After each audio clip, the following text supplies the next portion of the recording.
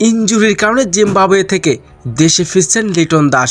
তার জায়গায় ওয়ানডে দলে ডাক পেলেন সাব্বির রহমান। আর লিটনের সিরিজ থেকে ছিটকে যাওয়ায় ওয়ানডে দলে এবার কপাল খুলে গেল সাব্বির রহমানের। দীর্ঘদিন পর জাতীয় দলে ডাক পেলেন এই হার্ড হিটার। তৃতীয় ওয়ানডে ম্যাচে মাঠে নামতে পারে সাব্বির রহমান। তবে ইতিমধ্যে জিম্বাবুয়ের উদ্দেশ্যে উড়াল দিয়েছেন সাব্বির। জিম্বাবুয়ের বিপক্ষে প্রথম ওয়ানডে ম্যাচে ব্যাটিং করার সময় রান নিতে গিয়ে হ্যামস্ট্রিং চোটে পড়েছেন লিটন দাস।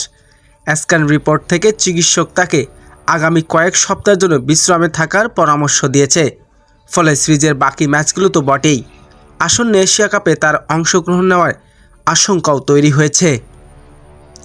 লিটনের বিকল্প হিসেবে নির্বাচক বেছে নিয়েছে অভিজ্ঞ মিডল ওয়ার্ডারের ব্যাটসম্যান সাব্বির রহমানকে।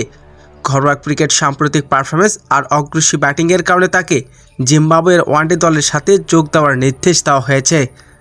আজকালের মধ্যে জিম্বাবুয়ের উদ্দেশ্যে দেশ ছাড়বেন তিনি।